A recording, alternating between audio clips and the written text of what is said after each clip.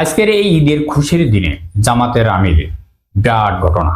দর্শক, বাংলাদেশ জামাত ইসলামের আমির ডক্টর শফিকুর রহমান সাহেব সত্যিকার অর্থে এক বিরাট ঘটনা ঘটিয়ে দিয়েছেন ইতিমধ্যেই। এই জাতির দৃষ্টি এখন ডক্টর শফিকুর রহমানের দিকে। ঈদের দিনে ডক্টর শফিকুর রহমান সাহেবের মজার ঘটনা, ভোট হালাল এবং গণভোট হারাম কেন। জামাতের আমির ডক্টর শফিকুর রহমান সাহেব ঈদ উদযাপন করেছেন তার নিজ এলাকায় জনগণের সাথে নিয়ে। তার নির্বাচনী এলাকাগুলোতে জনগণের সাথে ঈদের নামাজ আদায় করেছেন তিনি এবং কূটনৈতিকদের সাথে কুশল বিনিময় করতে দেখা গেছে। এখানে একটি গুরুত্বপূর্ণ বিষয় আছে, দর্শক খেয়াল করুন।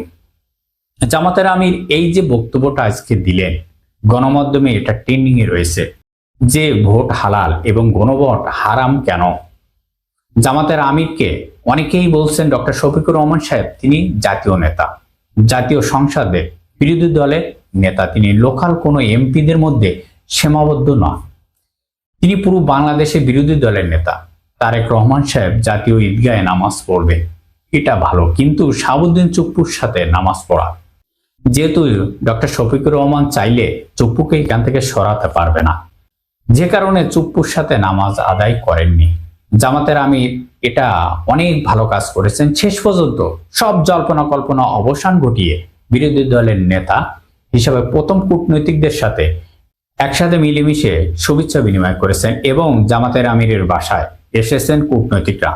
খালেদা জিয়া বিরোধী দলের নেতা ছিল, এরকম কিন্তু ঘটনা ঘটেনি। শেখ হাসিনা বিরোধী দলের নেতা ছিল, এরকম কিছু দেখা যায়নি। তার বাসায় যেভাবে শুভেচ্ছা বিনিময় করেন জামাতের আমির, সত্যিকার অর্থে বাংলাদেশের রাজনীতিকে বদলে দিয়েছেন বিরোধী দলের নেতা। সেই পলাতক জনগণের সাথে মিশবে না তা নয়, জনগণের সাথে মিলেমিশে থাকবে, সুতরাং জনগণ তার সাথে স্বতঃস্ফূর্তভাবে মিশবে। কূটনৈতিকরা লাইন ধরে তার কাছে আসবে, তাদের সাথে তিনি কুশল বিনিময় করবেন। সরকার বিরোধী দল হতে পারে, তবে একে অপরের শত্রু নয়, একে অপরের পরিপূরক বন্ধু, একে অপরের ছায়া।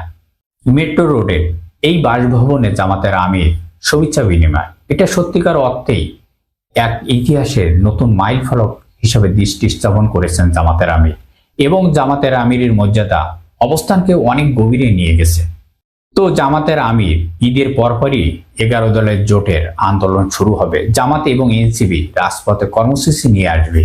এদের ছুটি শেষ হবার পরপরই শুরু হবে মহাপেলাবন, যে সংসদে সমাধানের চেষ্টা করা, কিন্তু সংসদে এগুলোর সমাধান হয়নি। আমরা যাদের রক্তের উপর দাঁড়িয়ে আছি, একটি বাংলাদেশ পেয়েছি, তাদের কাছে আমাদের একটি দায়বদ্ধতা আছে। শহীদদের কাছে, আহতদের কাছে, পঙ্গুদের কাছে, এমনকি জুলাই যোদ্ধাদের কাছে, সর্বোপরি বাংলাদেশের মুক্তিগামী সমস্ত মানুষের সাথে জামাতের আমির ঈদ উদযাপন করেছেন।